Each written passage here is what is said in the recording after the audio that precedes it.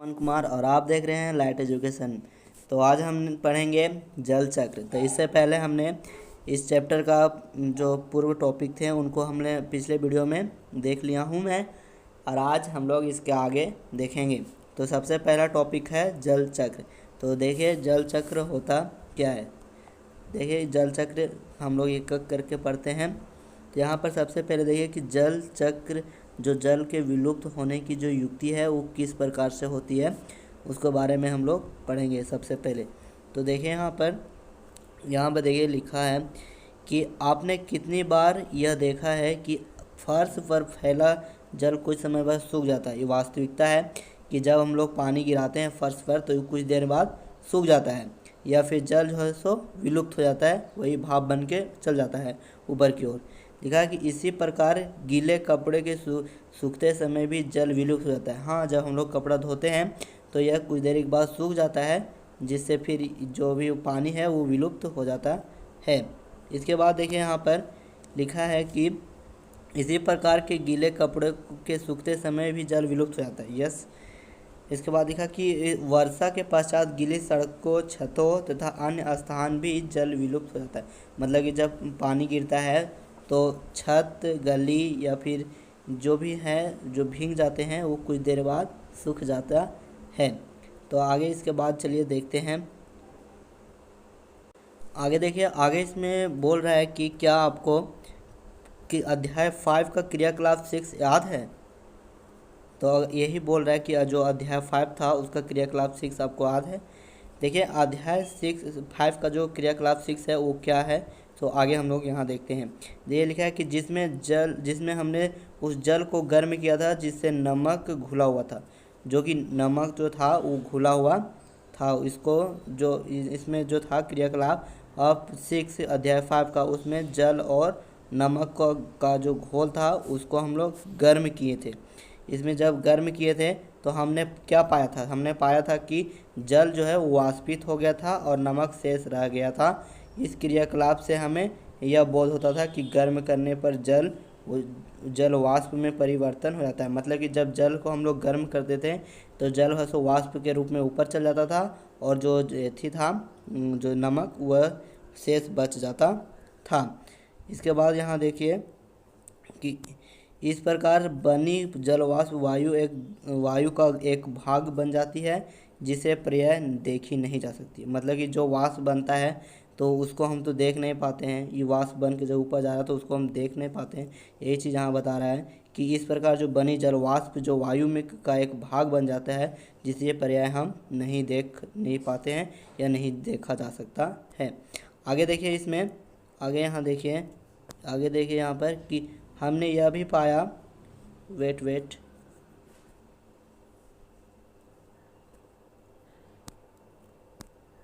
देखिए यहाँ पर हमने यह भी पाया था कि जल को गैसीय अवस्था में भी परिवर्तित जैसे कि जब जल को वाष्प में हम परिवर्तित करते हैं तो वो कौन सा अवस्था हो जाता है, वो हो जाता है गैसीय अवस्था में परिवर्तित हो जाती है।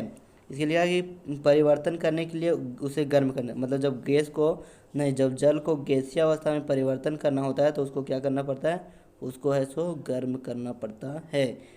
इसका लिखा कि गर्म कर। इसके बाद देखिए तथापि हमने यह भी देखा था कि खेतों में, आगे इसके देखिए आगे क्या है, खेतों, सड़कों, छतों तथा अन्य जमीनी क्षेत्र से भी जलवाष्प में परिवर्तन होता है। हाँ, ये जहाँ खेत में पानी गिरता है या फिर वो तालाब हो या छत हो, जहाँ पर भी बारिश होती है वहाँ का जो पानी है वह जलवाष्प के रूप में ऊपर की ओर उड़ जाता है और कुछ देर बाद वह सूख जाता है। लिखा है कि अध्याय 5 में हमने यह भी उल्लेख किया था कि महासागरों का जो खारा जल जो गहरे गड्ढों में छूट जाता है वाष्पन के परिणामस्वरूप नमक के ढेर के रूप में बनता है। मतलब यहाँ बता रहा है कि जो भी समुद्र का जो खारा जल होता है वो वाष्प के रूप में तो ऊपर उड़ जाता है, लेकिन जो खारा नमक वाला जो रहता है ना खारा वो है तो गड्ढों में जो छोटे छोटे गड्ढे होते हैं उसमें वो छूट जाते हैं। देखिए आगे इसमें यहाँ लिखा है कि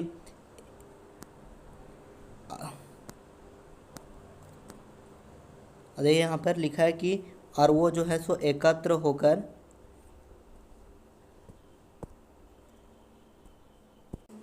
आगे देखिए कि यहाँ लिखा है कि एकत्र हो जाता है, जो भी खारा जल है वो छोटे छोटे गड्ढों में एकत्र हो जाता है और वाष्पन के लिए आवश्यक या ऊष्मा जल को वो कहाँ से प्राप्त होता है। तो आइए इसका पता लगाते हैं। अब हमको यहाँ से क्रियाकलाप दिया है, तो देखते हैं क्रियाकलाप में क्या है। तो यहाँ देखिए सबसे पहले क्रियाकलाप का पहला लाइन है कि दो एक जैसी प्लेट लीजिए। दो एक जैसा सेम प्लेट को लेना है। एक प्लेट को सूर्य के प्रकाश जिसे धूप बोलते हैं तथा दूसरी को छाया वाले स्थान पर रखना है। मतलब एक को सूर्य में जहाँ पर सूर्य की रोशनी ज़्यादा पड़ रहा है वहाँ पर रखना है और दूसरा को है सो छाया वाले स्थान पर रखना है। अब इन दोनों प्लेटों को बराबर मात्रा में जल भरिए। अब रखने के बाद है सो उसमें दोनों में बराबर मात्रा में हमको जल को भरना है। आगे देखिए जल को मापने के लिए आप किस बोतल के ढक्कन का उपयोग कर सकते हैं। अब ये पूछ रहा है कि जो जल का जो पानी आप उसमें भर रहे हैं उसमें किस प्रकार का बोतल का जो ढक्कन है उसका यूज कर सकते हैं, किसी भी प्रकार का। आगे देखिए आगे लिखा है कि ध्यान रखिए जल इधर उधर ना छलके। मतलब जो जल है वो इधर उधर ना छलके, दोनों का जो क्वांटिटी है वो सेम होना चाहिए। प्रत्येक 15 मिनट पश्चात दोनों प्लेटों का परीक्षण कीजिए। और जब इसको जल हम उस प्लेट में रखेंगे, जब एक जो धूप में था उसको और दूसरा जो छाया में था उसको पर दोनों में जब पानी हम भरेंगे तो प्रत्येक 15 मिनट बाद उसका देखेंगे कि उसमें जल कितना सोख रहा है और छाया वाला में कितना सोख रहा है और धूप में कितना सूख रहा है। आगे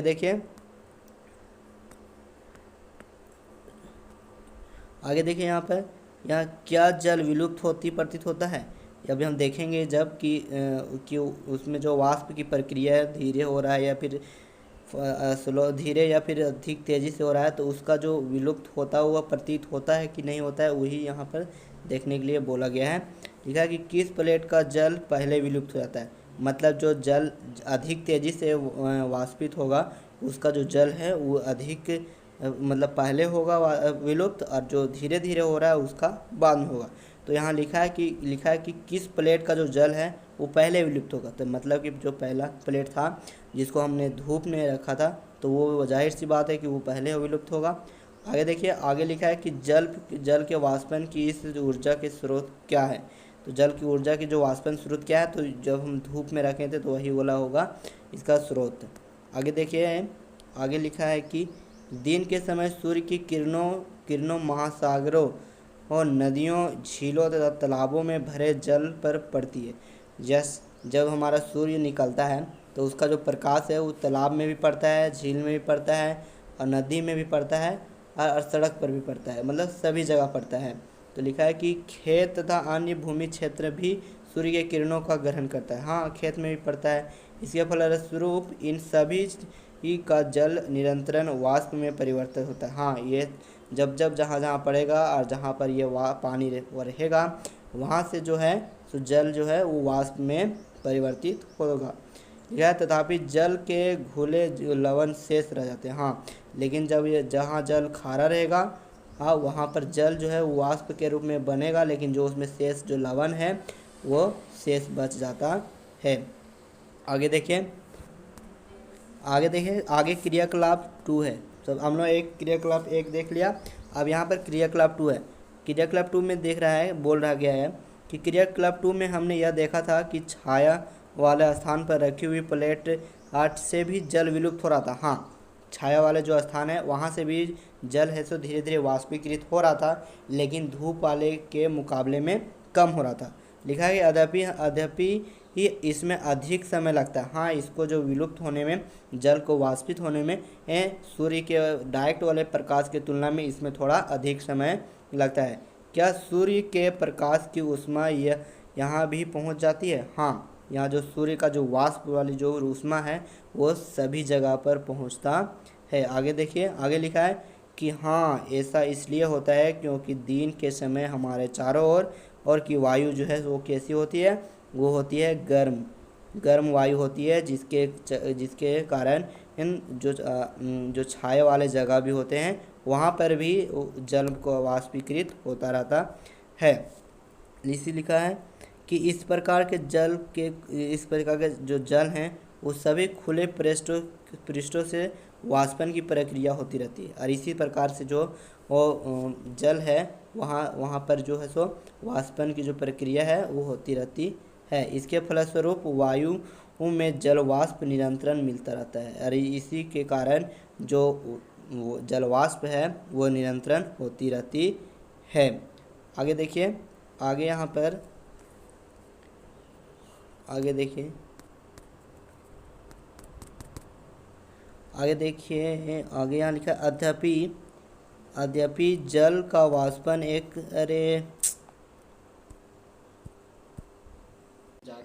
आगे देखिए, आगे इसमें यहाँ पर लिखा है कि तथापि जल का जो वाष्पन एक धीमा प्रक्रिया है। हाँ, जो जल है वो धीरे धीरे वाष्प की ओर होता है, ये जल्दीबाजी में नहीं होता है। यही कारण है कि जल से जो भरी किसी भी प्रकार का जो बाल्टी होता है वह उसकी क्षति को हम बहुत कम देख पाते हैं, क्योंकि वो धीरे धीरे होता है तो हमको एक अचानक वो महसूस नहीं होता है।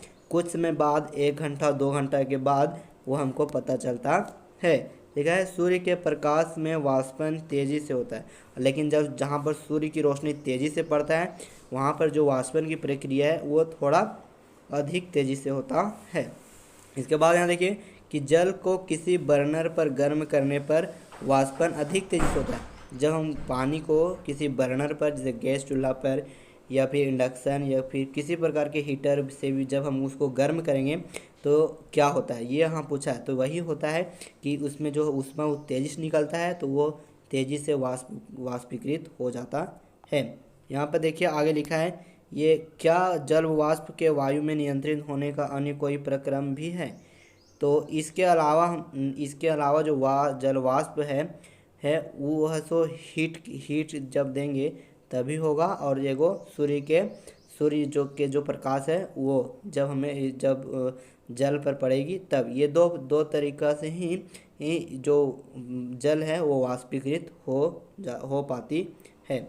आगे देखिए, आगे इसमें है कि आगे का जो टॉपिक है कि पौधों द्वारा जल की क्षति कैसे होता है, इसके बारे में हमको पढ़ना है।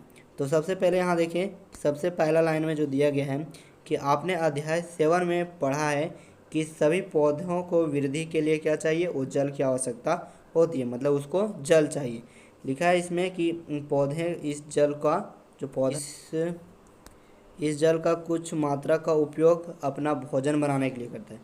जो पेड़ पौधे हैं वो जो जल है उसका कुछ भाग को क्या करते हैं, भोजन बनाने के लिए करते हैं उसका उपयोग। ठीक है, तथा कुछ मात्रा को अपने विभिन्न भागों में सुरक्षित रखते हैं। जो जल है उसको क्या करते हैं, इसका जो कुछ भाग होता है, जो विभिन्न भाग हैं उसमें ये जल को सुरक्षित रखने का भी कार्य करते हैं। पौधे इस जल का जो शेष भाग है उसको वाष्पोत्सर्जन प्रक्रम द्वारा जल वाष्प के रूप में वायु में मुक्त कर देते हैं। और जो भी जल, इसमें लिखा है कि जो जल शेष बच जाता है, जो इस भोजन बनाने के बाद जो शेष बच जाता है उसको ये क्या करते हैं, वो इसको वाष्पोत्सर्जन द्वारा जल वाष्प के रूप में वायु में मुक्त कर देते हैं। आगे देखिए, आगे यहाँ लिखा है कि क्या आपको अध्याय 7 का यह क्रियाकलाप 4 जो है वो याद है। सो हमको ये बता रहा है, पूछा जा रहा है। देखिए यहाँ पर इसके आगे है, आगे देखिए यहाँ पर जिसमें हमने पत्तियों द्वारा जल के वाष्पोत्सर्जन का परीक्षण किया था। देखिए यहाँ पर जो वाष्पोत्सर्जन होता है उसका जो हम परीक्षण किए थे हम लोग अध्याय 7 में, अध्याय 7 में वो हमको पूछ रहा है। आगे देखिए, आगे देखिए कि वायु जल में वाष्पन तथा संघनन के प्रक्रम द्वारा प्रवेश करता है। जो वायु है वो वायु जो है तो जल में वाष्पन तथा संघनन के प्रक्रमों द्वारा ही प्रवेश करता है। किसमें, वायु है सो जल में प्रवेश करता है। किसके माध्यम से, तो वाष्पन के माध्यम से और संघनन के माध्यम से। लिखा आगे कि क्या यह जल सदा के लिए लुप्त हो जाता है। ये जल जो है वो क्या सच में सदा के लिए मुफ्त रहता है, कभी वापस नहीं आएगा? तो नहीं, ये सदा के लिए मुफ्त नहीं होता है। इसमें आगे देखिए, नहीं यह हमें हमें पुनः मिलता है, मतलब पुनः प्राप्त हो जाता है, जैसा कि हमें देखेंगे। अब हम देखेंगे, कहाँ देखेंगे? अब आगे देखिए, आगे यहाँ पर देखिए कि बादल जो है वो कैसे बनते हैं। सबसे पहला टॉपिक यहाँ पर देखिए, बादल जो है वो कैसे बनते हैं। तो इसके लिए हम सबसे पहले एक क्रियाकलाप पर नज़र डालेंगे। इसमें देखिए पहला लाइन है कि जल से आधा भरा गिलास लीजिए। एक गिलास हमको लेना है जो कि आधा भरा हुआ होना चाहिए। गिलास को बाहर से सूखे कपड़े से पोंछिए। और जो बाहर में जो गिलास है उसको, जो बाहर में जो पानी है जो थोड़ा बहुत होगा उसको पोंछ कर सुखा देना है, ठीक है, सूखे कपड़े से उसको पोंछना है। अब आगे देखिए यहाँ पर कि जल के कुछ बर्फ़ डालिए और उसमें क्या करना है, जल के जो कुछ बर्फ़ डालना है उसमें हाफ पानी है और उसमें कुछ हम बर्फ़ डाल देते हैं। तो 1-2 मिनट तक प्रतीक्षा कीजिए और तब उसमें 1-2 मिनट तक उसको क्या करना है, प्रतीक्षा करना है, मतलब वेट करना है। तब देखिए यहाँ पर गिलास के बाहरी पृष्ठ में होने वाली परिवर्तनों का परीक्षण कीजिए। तब हम जो बाहरी परीक्षण जब देखेंगे तो उसमें हमको पता चलेगा कि धीरे धीरे इसमें बाहर की ओर वाष्प की जैसा का जो जल है वो प्रतीत होगा, ठीक है। आगे देखिए कि गिलास की बाहरी सतह पर जल की बूंदें कहाँ से आती है, मतलब कि जब हम उसमें बर्फ़ डालेंगे तो वाष्प के रूप में जो जल है वो बाहर जो गिलास के बाहरी जो साइड है, बाहर परत है, उस पर आ जाएगी और वो धीरे धीरे ठंडा होकर बूंद के रूप में आती है। वो कहाँ से आता है, वही यहाँ है। देखिए, बर्फ़ युक्त जल से भरे गिलास की बाहरी सतह बाहर की हवा को ठंडा कर देती है और वह जो है सो बाहर की जो वाष्प है उसमें जो बाहर की हवा है उसको क्या कर देती है, वो ठंडा कर देती है और जल वाष्प गिलास की सतह पर संघनित हो जाती है। और जो जल वाष्प है वो है सो जो बाहरी सतह पर जो थी उसको क्या हो जाती है, संघनित हो जाती है, मतलब जम जाती है जल के रूप में, जल के बूंद के रूप में। इसके बाद ये संघनन की इस प्रक्रम को हमने अध्याय 5 में एक क्रियाकलाप 7 में देखा था। अध्याय 5 में किस में देखा था? अध्याय 5 का क्रियाकलाप 7 में हम लोगों ने देख चुका था। आगे देखिए, जल को पृथ्वी के पृष्ठ पर पुनः वापस लाने में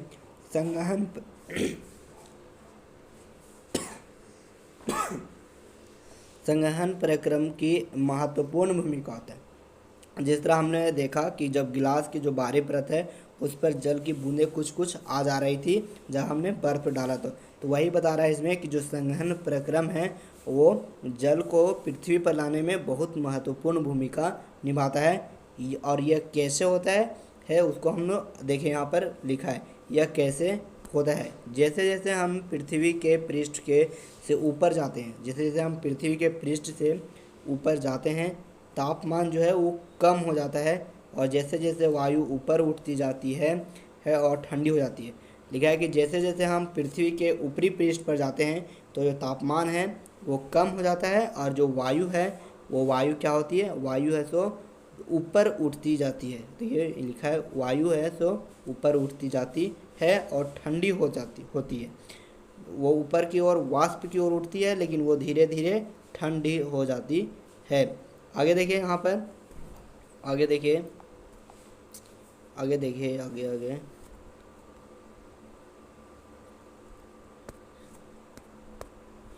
लिखा है कि पर्याप्त ऊंचाई पर वायु इतनी, देखिए यहाँ पर कि जो पर्याप्त ऊंचाई पर जो जल है, जो वायु इतनी ठंडी हो जाती है, जो जल में जो वायु में जो जल है वो इतनी ठंडी हो जाती है कि उसमें उपस्थित जो जल वाष्प है वो संघनित हो जाता है। मतलब कि धीरे धीरे वो जो जल का जो वाष्प जो था वो धीरे धीरे वायु में ठंडा हो जाता है और वो एक साथ संघनित हो जाता है और होकर वो छोटी छोटी जल की बूंद का निर्माण कर देता है। मतलब वो बूंद हो जाता है जिन्हें हम जल कणिका के नाम से जानते हैं जल कणिका कहते हैं।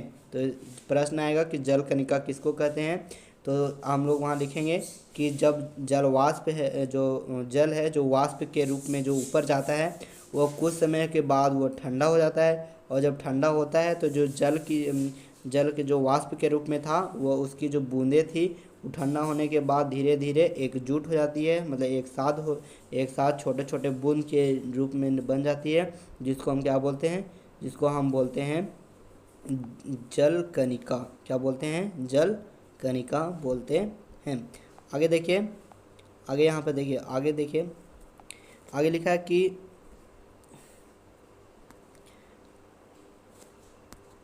आगे देखिए, आगे लिखा है कि में परिवर्तन होता है, मतलब जल कणिका में परिवर्तन हो जाता है। जल वाष्प जो है सो वो किस में परिवर्तन होता है? तो जल कणिका में परिवर्तन हो जाता है।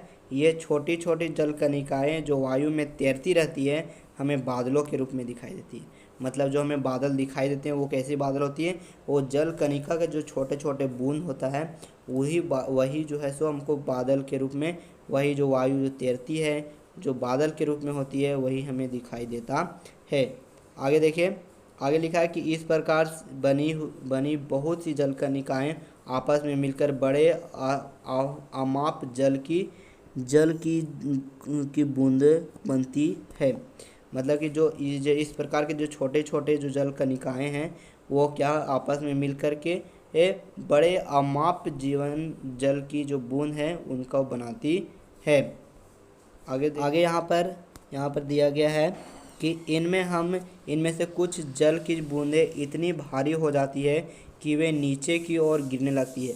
और जो जल जो ठंडा होने के बाद जब एकजुट होता है तो उसका जो वेट है वो धीरे धीरे बढ़ने लगता है, तो बढ़ने के कारण वो नीचे गिरने लगती है। इन गिरती हुई बूंदों को ही हम वर्षा कहते हैं। और जब वो जो संघनित जो जल था, वो जब उसका जो वेट भारी हो जाता है, जब वो गिरने लगता है, तो उसी को हम क्या बोलते हैं? उसे हम बोलते हैं वर्षा। लिखा है कि विशेष परिस्थितियों में यह ओले या हिम के रूप में भी गिर सकती है। मतलब जब ज़्यादा संघनित हो जाएगा, जब ज़्यादा एकजुटता हो जाएगी उसमें, तो ये है सो हिम और क्या, ओला, हिम और ओला के रूप में भी गिर सकता है। आगे देखिए, यहाँ पे लिखा है कि इस प्रकार वाष्पन तथा वाष्पोत्सर्जन द्वारा जल वायु में चला जाता है। इस प्रकार जो है जल है, इस प्रकार जो वाष्पन है तथा वाष्पन तथा वाष्पोत्सर्जन द्वारा जल जो है सब कहाँ चला जाता है? तो वायु में चला जाता है। लिखा है कि बादल बनते और वर्षा, ओलों तथा हिम के रूप में जल पुनः धरती पर गिर जाता है। मतलब कि जब वायु है सो गर्म होकर ऊपर जाता है, और ऊपर जाने के बाद जो वाष्प है वो धीरे धीरे ऊपर में ठंडा होता है। तो जो ठंडा होने के बाद जो जल की जो कणिकाएँ थी वो आपस में एकजुट हो जाती है, जिसके कारण जो उसका जो वेट है वो बढ़ जाता है। वेट बढ़ने के बाद वो धीरे धीरे गिरता है, जिसको हम जल बोलते हैं। और इसी प्रक्रिया से जो वाष्पोत्सर्जन है वो पुनः जो है सो वर्षा, जल और ओले के रूप में धरती पर गिर जाता है। चलिए आगे देखते हैं। आगे का टॉपिक है